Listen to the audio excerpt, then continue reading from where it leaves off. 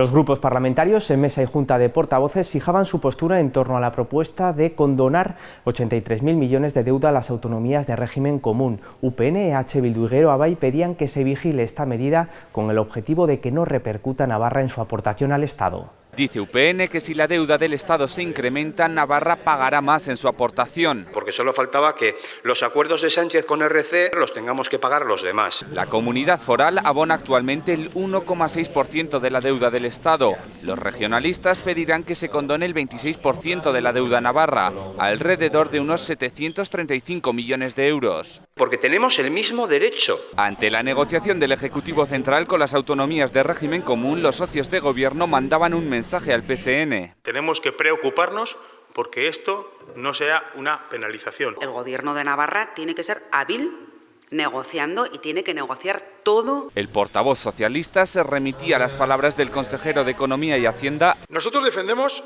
una relación bilateral dentro del convenio para que Navarra salga beneficiada en todo momento. Y también reaccionaba el Partido Popular, que en el Consejo de Política Fiscal el miércoles se levantaba y cerraba la puerta por considerarlo una cesión al independentismo.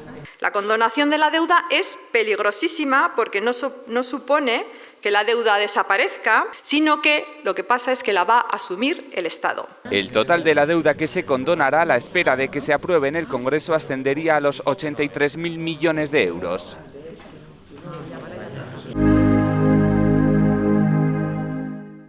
El Parlamento de Navarra sí se sumará a la celebración del 8 de marzo, aunque en un primer momento el voto en contra de Vox en la Junta de Portavoces condicionó la declaración institucional para la que se necesita unanimidad. Vox tachaba de hipócrita el texto ante los últimos casos de presuntos abusos por parte de Monedero y Errejón. El Legislativo Foral se ha comprometido a seguir impulsando de forma firme políticas públicas feministas, ya que afirman son la herramienta imprescindible para el logro de la igualdad de género real y efectiva. Aseguran que solo así se avanzará hacia una sociedad plenamente democrática, inclusiva y libre de violencia contra las mujeres.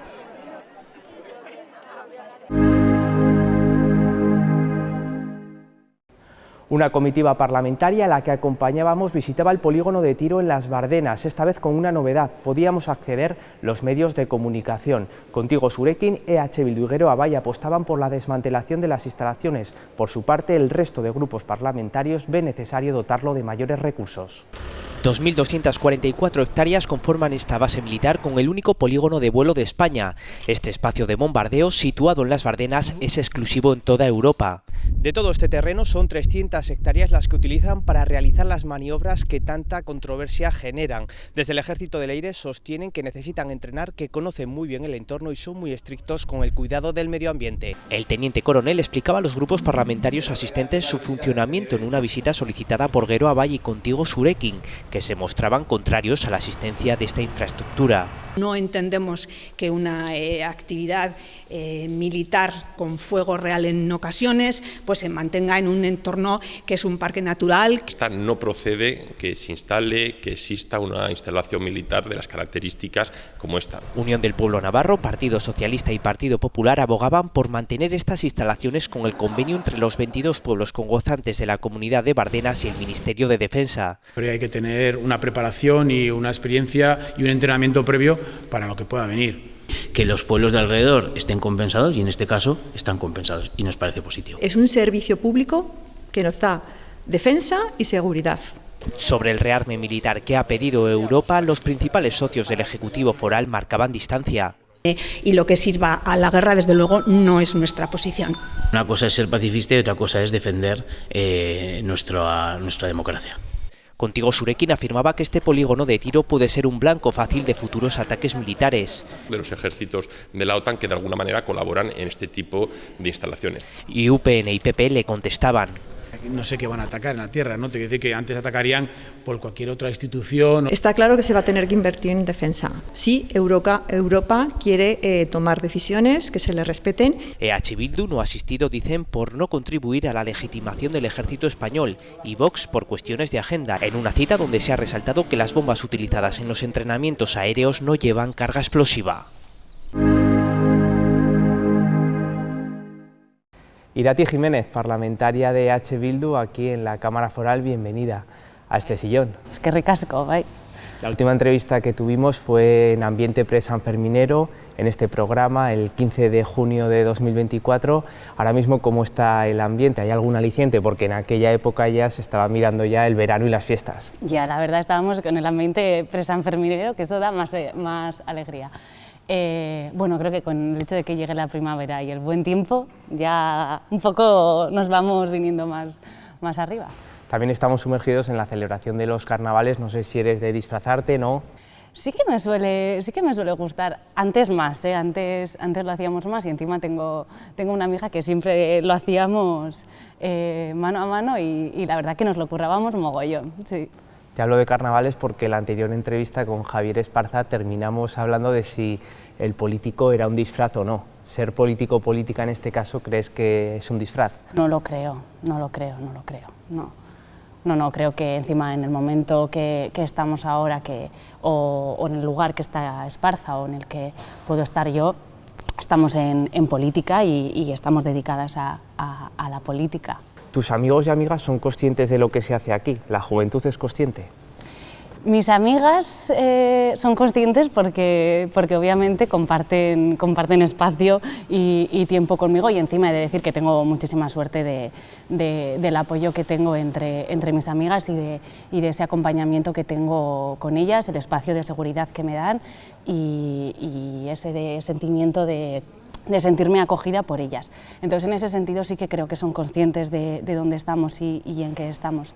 Un poco más allá, saliéndome de ese núcleo más así, pues creo que habrá de todo, pero creo que en la anterior entrevista también lo dije, creo que algo que nos ha enseñado el feminismo es que lo personal es político y que creo que la juventud también hace política a su manera y siendo y en diferentes grados de conciencia, pero creo que sí que son conscientes de lo que se hace, sobre todo sabiendo que no solo política se hace aquí. ¿Y percibes que está bien vista la política ahora mismo o no? Tú como ya profesional también. Bueno, creo que hay de todo y creo que según de qué nos estemos nutriendo, ¿no? Si hacemos caso a algunos eslóganes o algunos titulares, pues sí que podemos salir perjudicadas en ese sentido. Pero creo que a la hora de trabajar y a la hora de llevarlo a lo que es el trabajo más minucioso, no, creo que sí que puede estar bien vista, sí. ¿Crees que a la gente le cuesta más comprometerse ahora que vivimos en una sociedad más individualista? Creo que para hacer esa reflexión no podemos obviar en qué condiciones se pueden dar un paso adelante. Quiero decir, para dar un paso adelante en política tenemos que tener aseguradas la vivienda, el empleo y tener una red de apoyos. Creo que cuando tienes esas estructuras es cuando es más fácil dar un paso adelante y enfrentarte a determinadas cosas. Pero eso hablando de la primera línea de lo que puede ser la política, pero no creo que estemos en una posición muy diferente de años más atrás a la hora de dar el primer paso. Yo, por ejemplo, soy de Atarrabia y en Atarrabia hay una juventud muy activa. Justo este fin de semana vamos a ver toda la reivindicación del Día Internacional de la Mujer, va a salir el movimiento feminista a la calle. ¿El Parlamento qué ha hecho por la igualdad? Wow. Sí que creo que se han dado muchos cambios, sobre todo a raíz del 2015, se han aprobado muchas leyes que han dado lugar a todo eso. Tenemos una buena arquitectura jurídica para poder dar pasos, pero creo que no son suficientes. Venimos de una greva feminista, de una greva general feminista que puso en el centro los cuidados, todo lo que había que hacer para ello, interpeló tanto al gobierno de Nafarroa como al gobierno vasco también en este caso y no se ha recibido ese feedback. Entonces, ¿se ha hecho algo? Sí, claro, por supuesto que se han hecho cosas. ¿Son suficientes? Creo que todavía nos queda mucho por hacer. ¿Y qué es lo que queda por hacer? Porque esa frase siempre se dice y también te quería preguntar, EH Bildu, ¿cómo trabaja la materia de igualdad? El pasado jueves pusimos en el centro el sistema de cuidados público comunitario, que es lo que se viene reivindicado en este momento del movimiento feminista y ahí todavía tenemos muchos pasos para dar. Si lo hacemos referencia solo a los cuidados del ámbito de las residencias, solo tenemos 2 residencias públicas y ahí creo que todavía hay muchos pasos por dar. Si hacemos referencia a qué hace Euskal Herria Bildu por el feminismo y por la igualdad, nosotras siempre hablamos de gobernanza feminista, ¿no? que el hecho de hacer las cosas, cómo las hacemos, tiene también mucha más importancia de qué lo haces.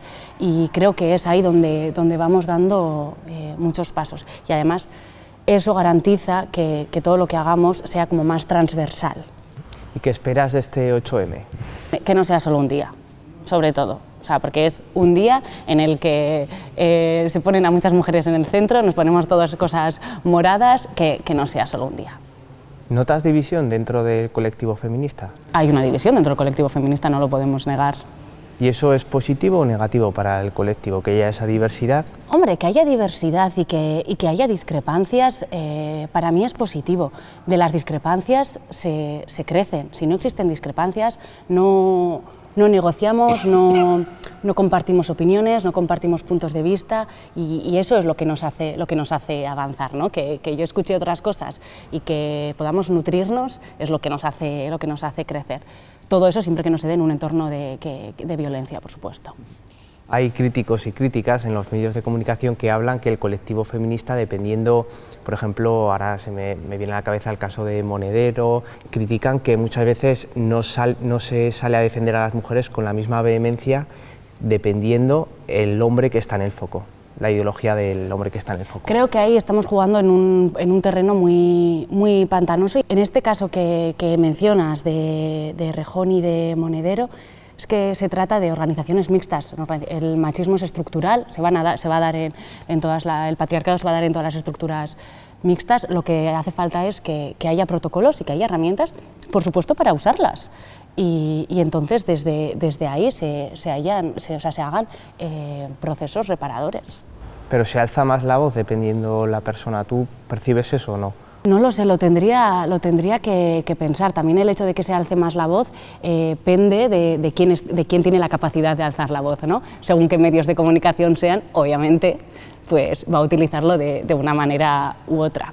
Esta semana también se ha puesto en el foco el uso del velo. No sé si sabes que ha salido un movimiento estudiantil en Parla que defendía el uso del velo en los colegios públicos. Sin embargo, el movimiento feminista está dividido. Por un lado está quien dice que es libertad individual llevar esa prenda, y por otro lado está quien dice pues, que es algo fundamentalista de la religión y que forma parte del patriarcado.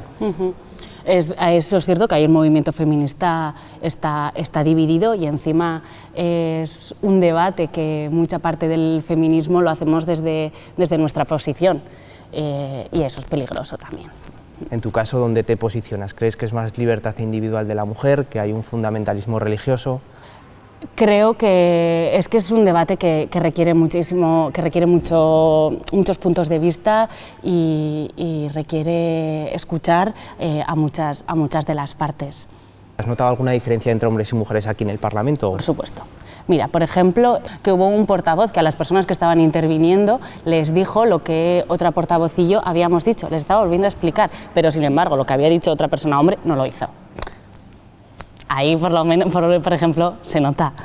Y en la diferencia de edad, generacionalmente se notan comportamientos machistas. ¿Crees que vamos mejorando conforme van pasando los años de la juventud? Creo que eso es peligroso, porque hace poco leí que había un estudio que decía que entre la juventud que hay cada vez más hombres que creen que estamos dando demasiados pasos hacia adelante, pero también creo que por supuesto hay personas comprometidas, hay personas adultas de izquierdas comprometidas con todo esto.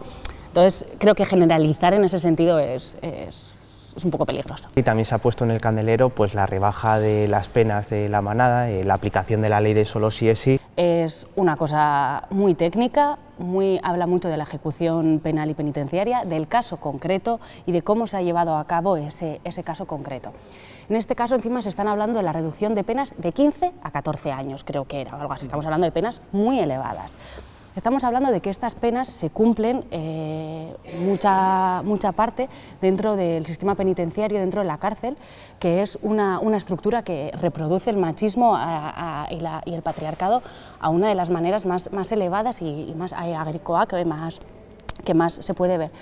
Entonces, creo que cuando hablamos de la rebaja de la pena en esos casos tenemos que ser muy cuidadosas, porque que una persona puede estar dentro de una prisión 14 años y puede no haber pasado nada sobre qué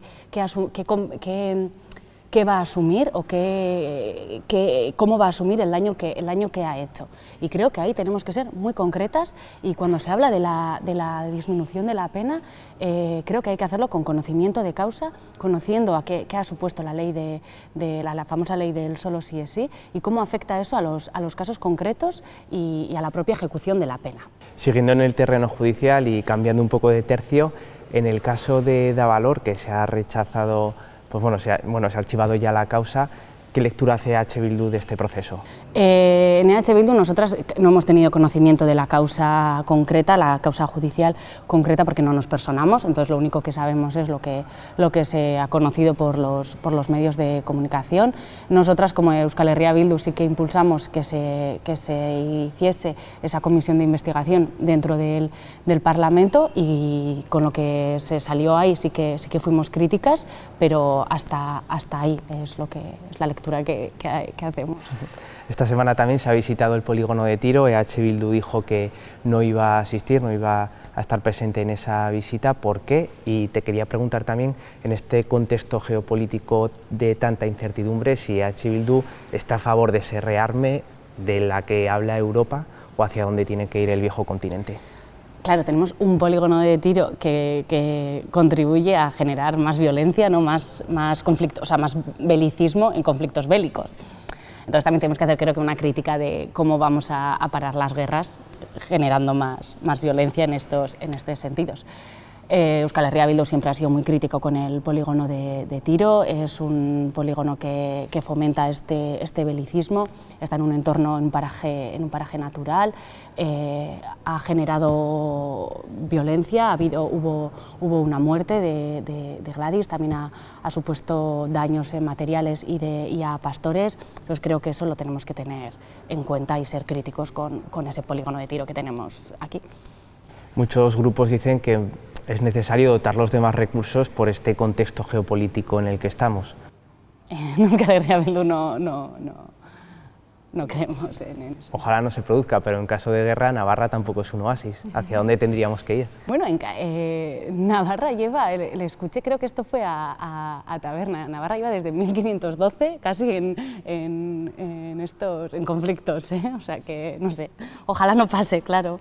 Hemos empezado hablando del carnaval. En Alsasua se quemó una bandera de España y una bandera de Israel, y algunos partidos criticaron el silencio de partidos como, por ejemplo, EH Bildu. Creo que esto también tenemos que ponerlo en contexto. Esto es un entorno de carnaval, es un entorno de reivindicación, y hay que tenerlo en cuenta, hay que ponerlo desde ese sentido. En Euskal Herria Bildu no apostamos por poner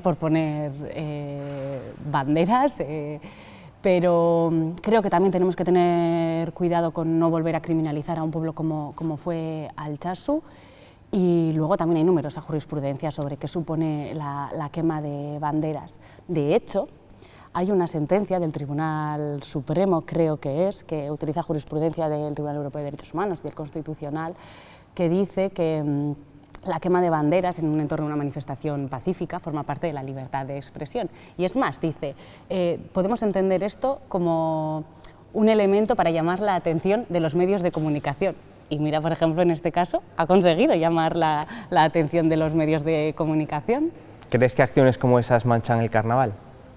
Que si manchan el carnaval, bueno, encima en Altsasu el carnaval tiene mucha sangre, así que no, los momochorros lo utilizan, eso ya de por sí. Ya para finalizar, en el tema de poner aquí en el atrio del Parlamento una placa en memoria de las víctimas de ETA, EH Bildu, ¿por qué se abstiene? EH Bildu en la mesa votó a favor de colocar la placa. ¿Y dentro del Pleno por qué se abstuvo? Dentro del Pleno lo mencionamos, dijimos cuál era nuestro compromiso para con las víctimas. También nos generaban dudas el hecho de que, si ya se ha llevado a la mesa, cómo se va a poder llevar en el Pleno. También en la parte se mencionaba la elaboración del estudio. El Gobierno navarro ya estaba elaborando estudios, y en un contexto de todo eso decidimos la abstención. Pues nada, Irati, esto ha sido todo. Eskerrik asko.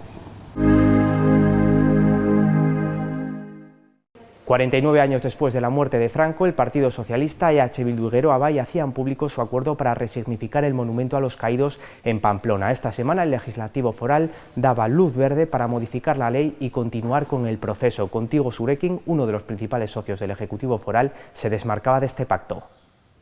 3 meses después llegaba a pleno la modificación legal para resignificar el monumento levantado en 1942. Un edificio que se construyó para la exaltación del régimen franquista. El texto recoge que el edificio únicamente podrá utilizarse para dar a conocer los hechos ocurridos durante la Guerra Civil y la dictadura. Así como a reflexionar y alertar a la sociedad sobre los riesgos y peligros de las nuevas formas de fascismo. El mandato es además retirar aquellos símbolos que supongan la exaltación del franquismo y ocultar las pinturas de la cúpula. Ha apostado por la solución que cuente con el mayor consenso entre la ciudadanía y los grupos políticos. De esta forma se aleja la opción del derribo. Contigo Surekin se quedaba solo pidiéndolo. Nos sentimos profundamente avergonzados de lo que está ocurriendo en estos momentos en este Parlamento. Carlos Guzmán se dirigía directamente a sus socios de gobierno. No hay nadie al mando de este gobierno de Navarra con la mínima humanidad para escuchar a estos señores y a estas señoras. La formación, que por motivos totalmente opuestos votaba en contra con el resto de la oposición. UPN criticaba que sea EH Bildu parte de la iniciativa. Es la única formación política que no puede hablar de libertades, que no puede hablar de derechos humanos y que no puede hablar de fascismo. Y Partido Popular y Vox no creen que esta sea una de las principales preocupaciones de los navarros. Es un debate que está en este Parlamento, pero donde no está ese debate es principalmente, como digo, en la calle. Señores, ocúpense de lo que realmente nos debemos ocupar, no de cosas pasadas que ya a nadie nos interesan. Un debate que se producía en presencia de las asociaciones memorialistas en la tribuna de invitados, que han pedido en repetidas ocasiones su derribo. En el debate parlamentario se colaba el impacto que puede tener en Navarra la política de aranceles anunciada por Estados Unidos, especialmente en el sector primario y agroindustria. Además, desde el Legislativo Foral se pedía al Ejecutivo que elabore un informe para conocer los efectos. Los 195 países que componen el mundo está lleno de acuerdos comerciales con aranceles. Que si estamos en contra de unos, debemos estar en contra de otros. Pone en peligro los consensos internacionales en materia comercial y golpea directamente a sectores claves. Me refiero también a la Unión Europea, a fortalecer ese mercado intracomunitario, que es el destino del 69%. Las soluciones deben ser adoptadas por parte de organizaciones como puede ser en nuestro caso la Unión Europea. Solo con echar la culpa a Trump, desde luego que no vamos a solucionar la problemática del sector. No podemos obviar los riesgos que el sector primario en general y estas 580 empresas en particular enfrentan en estos momentos. El Parlamento de Navarra presentaba un proyecto de investigación para abordar cuáles son las recomendaciones normativas en materia de racismo y xenofobia. Junto al centro asociado de la UNED en Pamplona, este informe lo que buscaba era conocer la fotografía de la discriminación en nuestra comunidad. La inmigración está en los primeros puestos de la agenda política. Es un fenómeno muy presente en nuestra sociedad y de una importancia nuclear. Ninguna región es ajena a los movimientos migratorios y la Cámara Foral ponía el foco en la proliferación de discursos que incitan al odio. Y hacen mucho daño para una convivencia sana. A través de la presentación de un informe junto al centro asociado de la UNED de Pamplona, buscan identificar las sinergias y discrepancias entre las normativas europeas y las políticas autonómicas en materia de inmigración. Ha recopilado una ingente cantidad de lecturas, una gran cantidad de trabajo de comparación y de contrastación. Un documento que muestra la radiografía de las acciones discriminatorias y permite a las instituciones anticiparse. En su género entendemos que es el informe más completo hasta la fecha que existe, para poder después tomar este tipo de decisiones informadas, sensatas. Más aún en un momento donde aseguran Europa no está siendo capaz de resolver con solvencia esta problemática que viene con retos importantes. Tendremos que seguir construyendo una comunidad en la que nadie se quede atrás y seamos capaces de garantizar todos los derechos humanos. Entre las propuestas aludieron a la capacidad de diagnóstico, la colaboración con actores influyentes o el apoyo a víctimas en la presentación de denuncias.